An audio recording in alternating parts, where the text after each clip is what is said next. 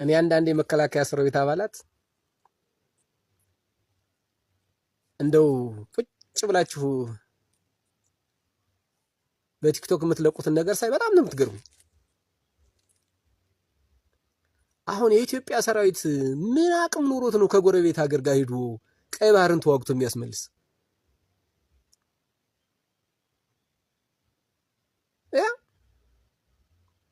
ፋኖ አሰልፎ እየማረከ ለቀይ መስቀል እያስረከበ አንተ ስንት ዓመት ሙሉ የተዘጋጀችና የተደራጀች ሀገር ከኤርትራ ጋር ተዋግተህ ቀይ ባህር ልታመጣ? ኧረ ተው ጎበዝ፣ ኧረ ተው፣ የምትናገሩትን አስቡበት።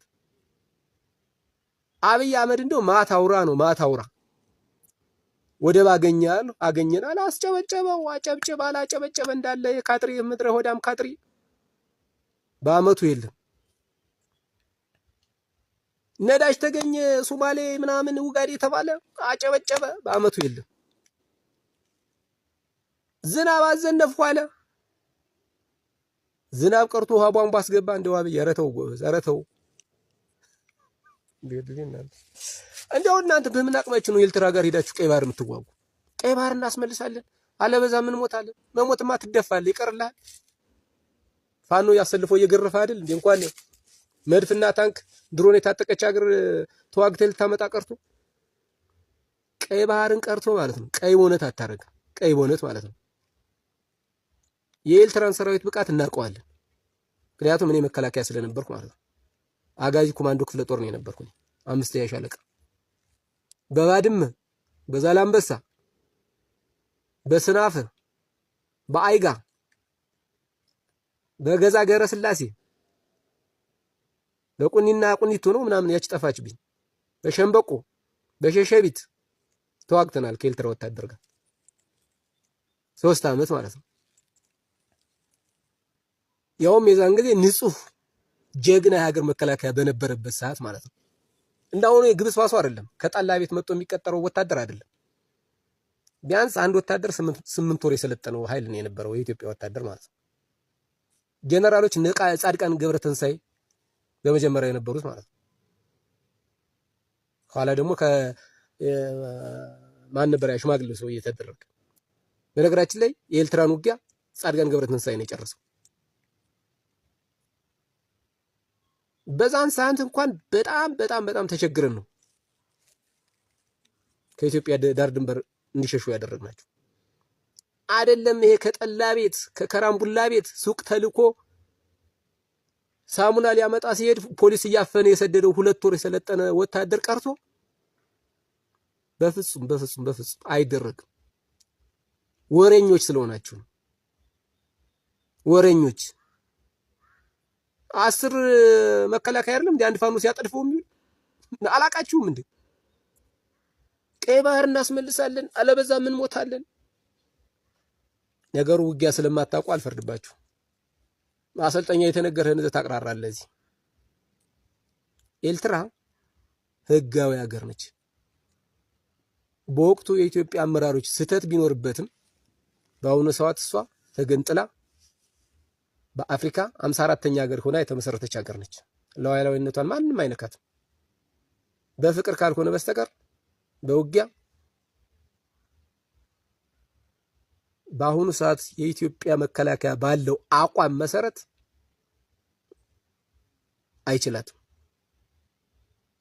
ፋኖ ራሱ ቢጨመር ያዳግታል። አይደለም ይሄ ቡሽቲ መከላከያ ቀርቶ። ስለዚህ ቀይ ባህርን በፎቶም አታውትም፣ በቴሌቪዥን ልታውት ይችላላችሁ። ቁጭ አድርገው አማራሮቻችሁ ቀይ ባህር ይሄ ነው እያሉ በፎቶ በቴሌቪዥን ሊያሳያችሁ ይችላሉ። ከዚህ ውጭ የሀገር መከላከያ ሰራዊት ተብየው ሌባ መስጊድና ሽንት ቤት የማያቅ፣ ቤተክርስቲያንና ሽንት ቤት የማያቅ፣ ህፃንና አሮጊት የማያቅ፣ ቄስ የሚደበድብ፣ ማህበረሰቡን ንብረት የሚያወድም፣ ገብቶ የሚዘርፍ፣ ሱቅ ገብቶ ሸቀጥ የሚወስድ፣ ቤት ገብቶ ግርጊ የሚጎረጉር፣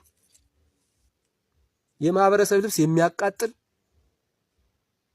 የመከላከያ ነው። 3 ቀን 4 ቀን ጾሙን አድሮ የሚዋጋ እናቃችኋለን እኮ ስንይዛችሁ።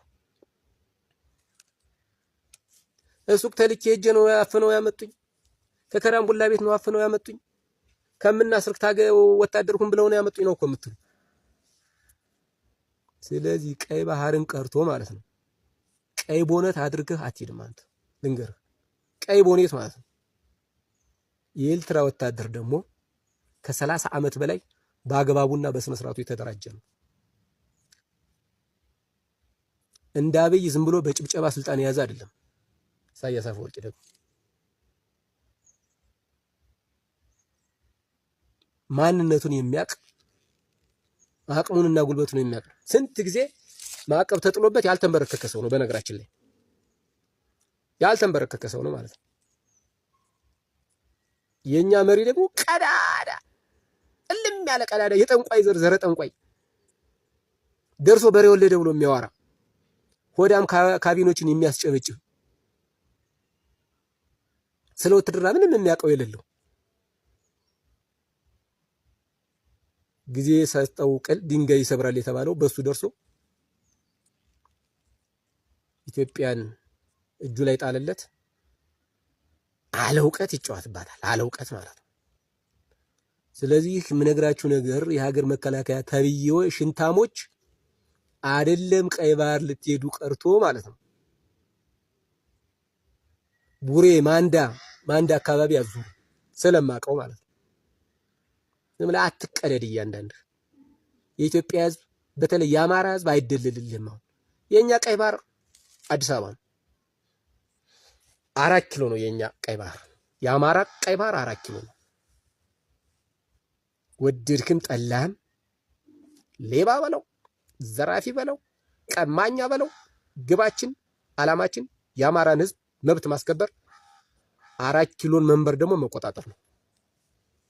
ከዛ ይሄን ወጥ ቀማሽ መንግስት የሃይማኖት ሰባኪ ማባረር አዲስ አበባ የመላው ኢትዮጵያ ከተማ መሆኗን ማወጅ የኛ ዓላማ እንደዛ። በፈለጋችሁ ተርጉሙት፣ በፈለጋችሁ ቃል ተሳደቡ፣ ሜዳው ላይ ስለምንገናኝ ማለት ነው። ፋኖ እርቦትም ጠምቶትም ጠግቦም አይደለም የሚወጣው፣ ጠግቦም እርቦትም አይደለም የሚወጣው። ለነጻነት የወጣ ኃይል ነው። ይሄን ደግሞ በክንዱ ያረጋግጣል። ሌባ አንተ ነህ። በብሔራዊ ምርጫ ቦርድ ከህጋዊ የፖለቲካ ፓርቲነት የተሰረዘው ህወሓት በህገ ወጥ መንገድ እገዳ እንደተጣለበት ገልጾ በቀጣይም እሱን የማያካትት ምርጫ ለማካሄድ እቅድ አለ ሲል ከሰሰ። የህወሓት ቃል አቀባይ አቶ ሚካኤል አስገዶም በሰጡት መግለጫ ላይ ህወሓትን በህገ ወጥ መንገድ የማገድና በትግራይ ህገ ወጥ ምርጫ የማካሄድ አዝማሚያ አለ ብለው ሁኔታውን የዘፈቀደ ውሳኔ ሲሉ ጠርተውታል።